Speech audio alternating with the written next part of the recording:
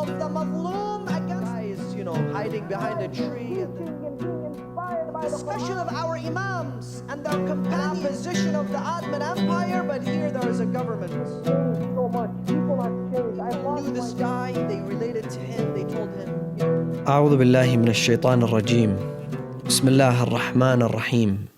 820 years after the martyrdom of Imam al-Hussein in Karbala, a government was established in the heart of Persia in the name of Imam al-Hussein, to honor Imam al-Hussein and his father and his mother and the 9 infallibles from his progeny. This government, which was established in the year 1500 in Ardabil, was later known to be the Safavid Dynasty for the very first time in history. After the demise of the Prophet and the martyrdom of Imam al-Hussein, 800 years later, a government was established for the Shia, for the followers of Ahl al-Bayt. For the very first time in history, a government was established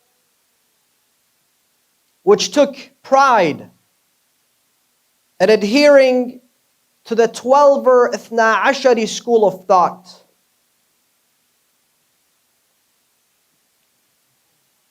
This movement, which began in Ardabil and moved south to one of the most important capitals of the Islamic land then, the city of Qazwini. The settlers and the residents of Qazwini woke up one day to a new adhan. This adhan, for the very first time in history, contained the third shahada, Ashhadu anna Aliyan waliyullah. And right after that adhan, Sallu ala Muhammad wa ali Muhammad. And it was right after that adhan that the Safavid Dynasty was established. And it governed and reigned for 250 years. The establishment of the Safavid Dynasty changed the future of Iran. Iran from then on embraced a new identity. The identity of having a government that embraces and adheres to the 12er Ithna Ashari school of thought. Not only that, but it changed the fate of Shiasm until the end of time. For up until then, the Shia would not have their own masjids. The Shia were not able to practice freely. The Shia constantly lived in a state of taqiyya. The Shia scholars were always seen as the opposition to the tyrants that came before the establishment of the Safavid Empire. Whether it was the time of Bani Umayyah, or the time of Bani al-Abbas, or the time of the Ottomans, the Shia were always weak and outnumbered and humiliated. But now there's a new establishment that welcomes any Shia from all around the world and adheres to the 12er Shia school of thought. But it also changed the fate of Islam. Why? Because up until then, the followers of Ahl al-Bayt would not be able to propagate and teach and to defend themselves and to speak the truth about what they believed in. And it was until then that they had pulpits scholars, seminaries, ambassadors. The ambassador of the Safawi Shah would be sent and stationed all over the world, specifically in Europe, different parts of Asia. And the empire, the Safawi Empire, kept expanding until it reigned over 15 of the contemporary countries that we know today. I want to say this, brothers and sisters. If you're a Shia today, whether you are from Iraq, or Iran, or Afghanistan, or Azerbaijan, or Africa, or India, or Pakistan, or you are a German convert to Shia Islam, or you're a French citizen considering becoming a Shia, what you believe today, your practice today, what you know of Shia Islam today has most definitely been influenced by the 250 years of the governance of the Safawi Empire. There's no doubt. There is absolutely no doubt in the fact that the 250 years of the governance of the Safawi Empire has changed the definition of what we know today as Shia Islam. The books that you read, what you believe in, and what you practice has been heavily influenced by this period, and that is why it is a period that needs to be examined and studied and analyzed on different levels, in detail, examining the life and the legacy of the Shahs, the kings themselves. What was their motive and incentive? Number two, examining the scholars and the ulama and the mujtahids that surrounded them. Examining the role of some of the ulama and mujtahids that took governmental positions in the Safavid Dynasty. Examining the books that were authored during this period. Examining the conflict between the Ottoman Empire and the Safawi Empire. And how that conflict was the very first conflict in history between a Shia state and a Sunni state. Prior to that, there was no such thing as Shia state. Now, for the very first time, there's a Shia government, a Shi'i army, that has to face the most powerful army of its time. An army that destroyed the most powerful countries and brought them down to their knees in Europe. There was no one that dared to stand in opposition of the Ottoman Empire, but here there is a government called the Safavid Dynasty that wants to challenge the Ottomans. For the very first time, this conflict occurred in history. And how is it that it continues until today? And of course, this is a very sensitive topic at the same time. It's an extremely academic topic at the same time. And it could be emotional for some people as well, because it speaks of change. It speaks of sensitive things. And, sometimes we are not so ready for sensitive topics. But I'll tell you one thing. There has definitely been major change in the originality of Shiasm and the Shiasm that we know today. The originality of Shiasm, as you know, was introduced by Rasulullah. And later on, Rasulullah sallallahu alayhi wa alihi wa sallam left and departed this ummah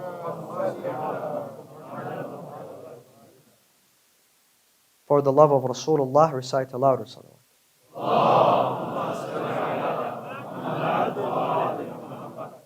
He departed this ummah. إني تارك فيكم الثقلين كتاب الله وعترتي آل بيتي ما إن تمسكتم بهما لن تضل بعدي أبدا. He left two weighty things amongst us. One was Kitabullah, and second was the Ahlul Bayt. Today, when we observe the followers of Ahlul Bayt wherever they may be around the world, we find that, mashallah, those who have migrated to the West, the first thing that they did was they established masjids, they established imam bargas, Husayniyat, ziyarat groups, and then they expanded on that. So we have huge events, an Ashura and an Arba'een, and commemorating the Ahlul Bayt. And the number exceeds the thousands. Thousands of masjids, thousands of imam bargas around the world today that are filled with the followers of Ahlul Bayt. However, we all know that Rasulullah left two weighty things amongst us. That defines Shiasm. That defines those who adhere to the teachings of Rasulullah. And today we cannot deny that we lack a relationship and a bond with the Quran. We lack that quality understanding of the Quran. To us, the Quran is not a priority, and let us be honest to ourselves. Understanding, memorizing, teaching, and being inspired by the Quran is not a priority in many of our communities. So, if I were to evaluate the original Shias and the Shiasm that Allah, Rasulullah, and the Ahlul Bayt wanted for us, it would be a school of thought inseparable from the Quran. Followers of the Ahlul Bayt inseparable from the Quran. So if we have 1,000 imam bargas and 1,000 masjids, we have to have 1,000 research institutes for the Quran. If we have scholars that know 1,000 hadiths, we have to have scholars that know 1,000 verses from the Quran. If we have 1,000 books on Amir al-Mu'mineen wa Mawla al-Muwahhideen Ali ibn Abi Talib, we have to have 1,000 books discussing Surah Al-Baqarah and Surah Al-Imran. In fact, the central theme of the discussion of our imams and their companions and the early scholars was the Quran. What do you think? If you went to a majlis by Imam al-Hussein or Imam Zayn al-Abidin or Imam al-Sadiq or Imam al-Baqir, what did they speak in their majalis? Have we wondered? It was the Quran. They focused on the Quran. Amir al-Mu'mineen, in his very last statement to his sons, who were the sons of Rasulullah, who were ma'soom, but he reaffirms his wasiyah to them. And he says, Allah, Allah. Amir al-Mu'mineen, Imam Ali uses the word Allah twice. That's not like me and you using the word Allah. Because Amir al-Mu'mineen knows the significance of the word Allah. In fact, scholars believe it is Ismullah al-A'zam, Allah's greatest of names. So he says Allah, Allah twice to get the attention of whom? Hassan and Hussein. Then he says Allah, Allah bil Quran. Ij'aluhu imamakum. Give the utmost importance to the Quran and allow the Quran to be your imam. Amir al-Mu'mineen says to Hassan and Hussein, allow the Quran to be your imam. Ij'aluhu imamakum. And then he says, وَلَا يَسْبِقَنَّكُمْ الْعَمَلُ بِهِ غَيْرَكُمْ. And do not allow anyone to proceed in implementing the Quran before you. The Quran was the Imam of Imam Hussein. The Quran was the Imam of Imam Hassan. The Quran was the Imam of Amir al-Mu'mineen. And the Quran was the Imam of whom? Rasulullah himself. لا ينطق عن الهوى إن هو إلا وحي. What does that mean? He does not speak of his own. He does not do anything of his own besides the wahi that comes to him. What is the wahi? The wahi is the Quran. So he does that which the Quran tells him to do. Yet, where does the Quran stand in our communities, in our libraries, in our scholarly work? You know, I have alluded to this yesterday, but I would like to, for moments, take your time and expand on this as well this evening. Today we face a dilemma, brothers. A huge dilemma. A dilemma that the majalis of Imam al-Hussein have become a ritual, a practice that divides the community, and I'm not talking about this community. If we look at the Shia community at large around the world, into two participants. The first participants are there for Salat al-Jama'ah and the Quran and the lecture and the Azadari until the end of the program. But then there's the other group of participants who are not there for Salah and who are not there for Quran and who are not there for the lecture. But as soon as the Nawha Khan begins, Imam al-Hussein did not give his blood so that we gather for 10 nights or 20 nights or 40 nights and we beat our chests. This is doing a disservice to Imam al-Hussein. This is a form of unloyalty to the sacred blood of Al-Imam Abu Abdullah. Al-Imam Abu Abdullah al-Hussein needs followers who are scholars, who are dedicated to the Quran, who escape sin, who are moral and ethical in their behaviors. And the aza for Imam al-Hussein is meant to keep the momentum so that we focus on the bigger picture. But today, unfortunately, you find some people, with all due respect, by the way, to all the azadars and all the reciters and all the scholars and whoever is the servant of Imam al-Hussein. But we have created this culture where around Ashura and around Arba'in and around Safar and the Iraqi community and the Iranian community and the Indo-Pakistani community, you find people who, mashallah, have a special talent for reciting nawhas. And they make us brand new Bollywood style clips. And you look at those clips and you wonder, is this a nawha? Is this a clip out of a Bollywood movie? The guy is, hiding behind a tree and then he's inside a river and then the next thing. And this now is the most popular way of expressing our love and our dedication for Imam al-Hussein.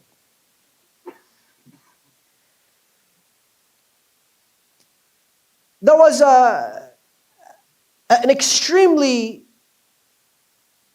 influential orator, Greek orator, that was the contemporary of Aristotle. But this guy, he was very unfortunate in the way he looked. He was not very good looking. He was not able to speak eloquently. He had a lot of knowledge, but he was not an orator. Obviously, he didn't have the looks. He didn't have social skills. But he had determination. He had determination that he will become a powerful statesman. For whatever reason, we don't have time to get into it, to change some of the laws that govern the Greek people. So this guy, he barely was able to speak. They say he went out to the desert and he created this ditch. And in that ditch, he put nails. So that he would stand in the middle of this ditch and he would speak. And every time he got tired or he lost his chain of thoughts or he had an extra movement, he would feel one of those nails somewhere in his body and then he would get back on track. And they said before his very first public appearance, he did this for 7 years. So much so that his body was full of scars from those nails. And you know, that story it reminds me of our situation now. Every time we want to introduce something new or talk about a new theory of how we can change our community or where is it that our community is making a mistake, we have to get ready for one of those nails. Because one of those nails will pop out somewhere. But the idea is not being afraid of those nails while we speak. Because this minbar, if it does not do its job correctly, if it doesn't do justice to the message of Imam al-Hussein, it has failed. I'll tell you why. Amir al-Mu'mineen, his very last advice to Imam Hassan and Hussein is what? قُولُوا الْحَقْ وَلَوْ كَانَ مُرًّا. Say the truth even if it is extremely bitter. And then he continues and he says, take side of the madloom against the zalim. Now, if I sit on this minbar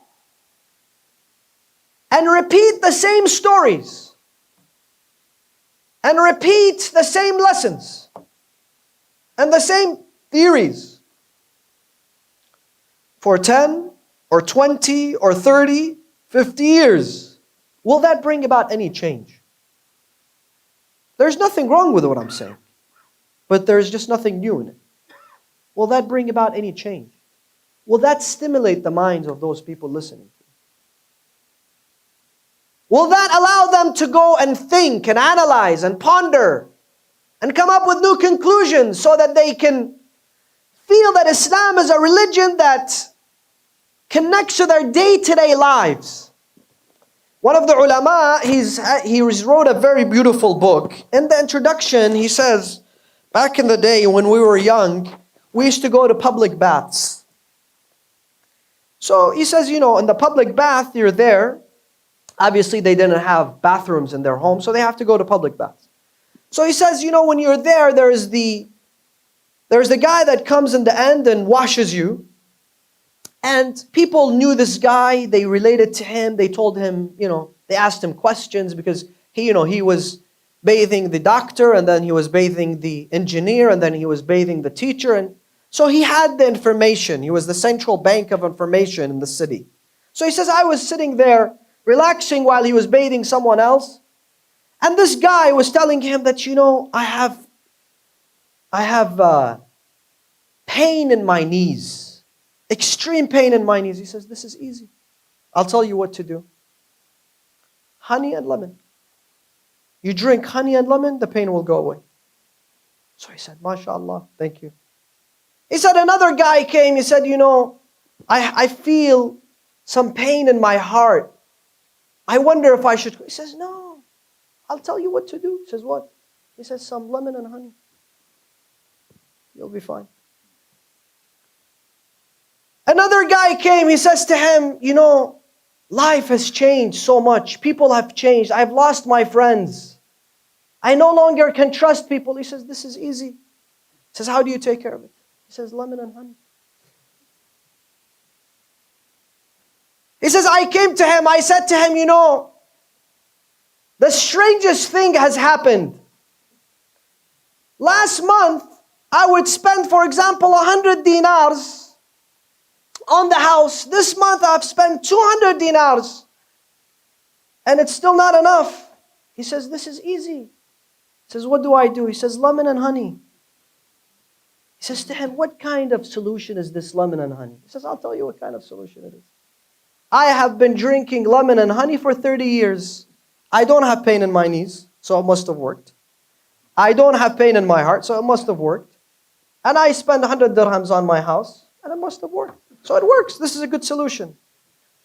Today, many of the mimbars, many of individuals who take this pulpit have the honey and lemon mentality. That this honey and lemon mentality will work for everything. You come and you tell him the youth are no longer interested in attending. One solution. The people are no longer being stimulated and learning. Lemon and honey.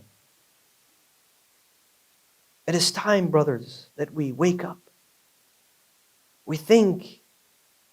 We come up with new theories, with new plans.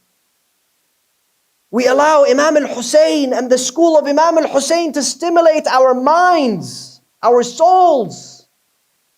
Enough stagnation.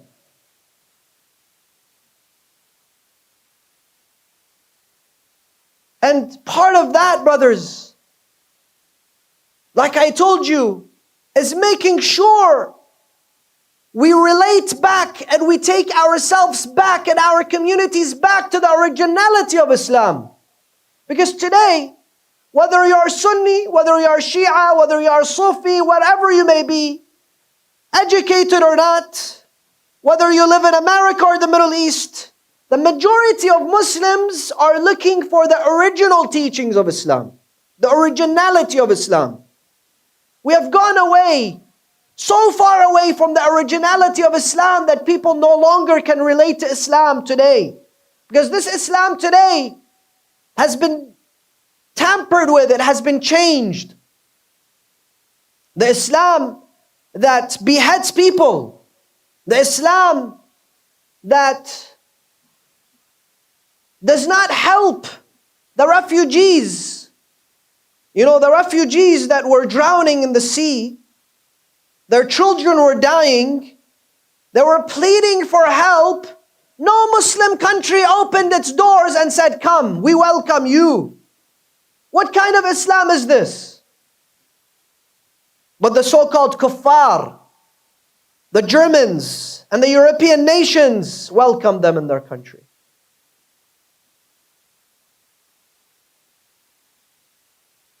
This Islam that we have today, how attractive is it for people to even want to consider it? How attractive is it to your children? How attractive is it to us, ourselves? When we come across people who do not know Allah, and they do not know Amir al-Mu'mineen and Imam al-Hussein and his brother Abu al-Fadl al-Abbas, but yet they know honesty, brotherhood, equality, humanity, justice, loyalty, bravery, generosity. Yet you find people today with the name of Islam killing innocent people. The cradle of Islam, the birthplace of Islam, today, unfortunately, is the hub of terrorism to the world.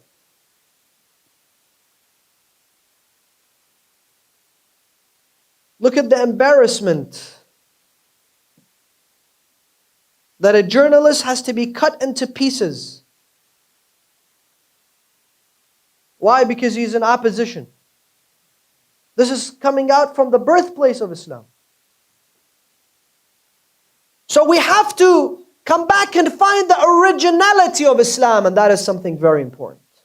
And I'll tell you this.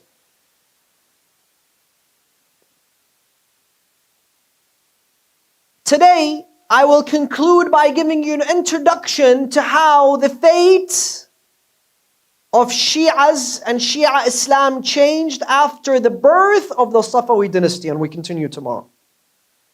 The Shia, the followers of Ahl al-Bayt, were outnumbered and weak individuals.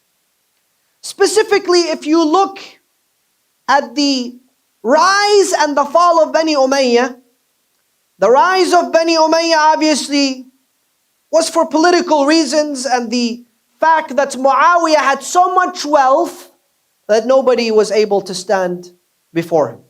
And that wealth was distributed within the Umayyad dynasty until the rise of the Umayyads. But why did the Umayyads collapse?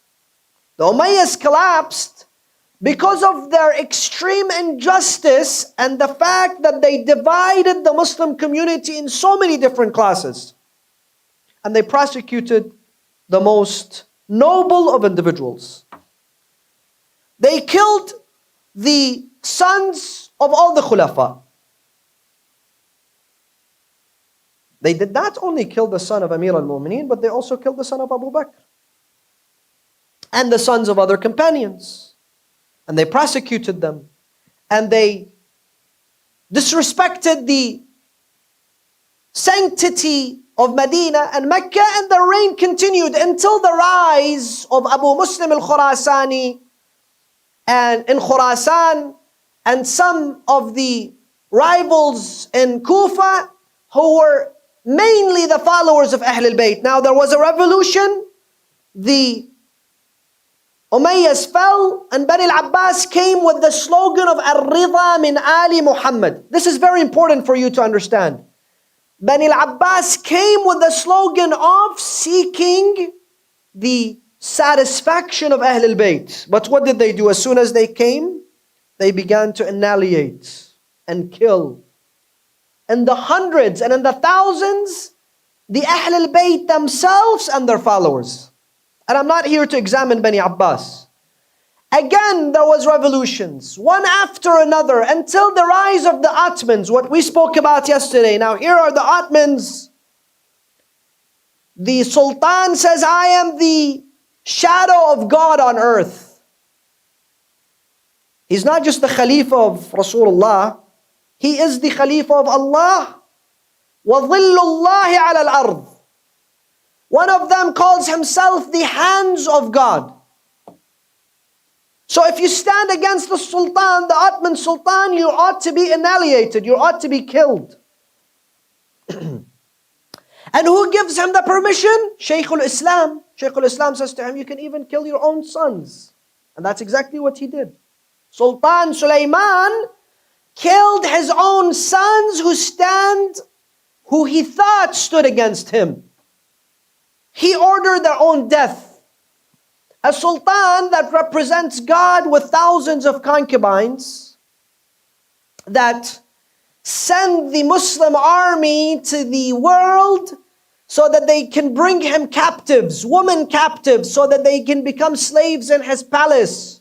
At one given point, the sultan who represents Islam has 5,000 concubines. Now there is an opportunity for the followers of Ahl al-Bayt to rise and have their own government, to say that this is not Islam. And for the longest of time, we have been prosecuted. We cannot tell you the real Islam. Now they have the ability to do so. Bani al-Abbas, al-Mutawakkil al-Abbasi, he would stand at every entrance to Karbala with his troops. Whoever is going for Arba'in, the ziyarah of Arba'in, what would they do to them? You know, they would amputate their limbs. Za'ir will come, he says to him, if you go to Karbala, we will cut your hands. He says, cut my hands. Here's my hand. They would amputate his arm, and then he goes to the ziyarah of Imam al-Hussein. This was the punishment. Next year he comes, they say that they see that he has severed arms. He says, I'm here to give my second arm, but allow me to go and visit Imam al-Hussein. Today in Karbala, you hear people, لو قطعوا أيدينا واليدين نأتيك زحفا. We will crawl to you, Ya Aba Abdullah. This was what they chanted in the time of Bani al-Abbas when they went to the ziyarah of Imam Hussein. They had no majalis. They were not able to congregate next to the shrines of the Imams. Now, at the birth of the Safavid Dynasty, what happened? Shah himself walks from Najaf to Karbala. Walks. The Shah himself leaves his throne in Isfahan and walks to the shrine of the 8th Imam all the way to Khurasan. And he takes his entourage with him. The Shah himself orders the rebuilt of Najaf, Karbala, Al-Imam al-Hussein, Abu al-Fadl al-Abbas, and the rest of the shrines of the Imams. And soon he sends and deploys the gold and the silver to put gold on the mausoleum of Al-Imam al-Hussein and his father Amir al-Mu'mineen, and then the 8th Imam. Not only that, but prior, if you go to the ziyarah of Imam al-Hussein, you're executed. Now, if you go to Hajj, they call you Hajji. If you go to Mashhad, there's a title for you, Mashhadi. If you go to Karbala, they call you Karbala'i. This is history. Now people are proud. Now people have nothing to be afraid of. The ulama, the Shia scholars, what was their role? The Shia scholars, if you read the history of Shiasm, were always opponents to the government. Any government, which was, if it was Bani Umayyah, they were opposition. Bani al-Abbas, they were the opposition. The Ottomans, they were the opposition. Every other, and they were the opposition. Now, the ulama have a role in this government. They are respected. The Shah goes and kneels and kisses their hands. A poet comes to Shah Abbas or Shah Ismail, Al-Muhtasham al-Kashani, a very powerful poet. And he stands just like he would praise any other king, and he begins to praise the king. The king says to him, "This is forbidden in my state. Any sort of praising and poetry shall be done for Amir al-Mu'mineen." So Muhtasham Kashani says, "As long as I get paid." But because he had the love of Amir al-Mu'mineen, I mean, it's sometimes very difficult to say poems about other individuals and their bravery, because there was no such thing, or their knowledge, because there was no such thing. But when it comes to Amir al-Mu'mineen, it becomes easy for anybody to speak of him. And then you see the spring of poetry that began in this era. Two things occurred, brothers, and with this I conclude. One, the role of ulama completely changed from opposition to becoming part of the government. This is what I'm going to talk about in detail tomorrow. What happens when the role of opposition changes to a role of agreement with the king? When they became on the payroll of the king. And that is when we will also look into the amount of books that were written in that period. And who oversighted and overlooked the publishing of those books?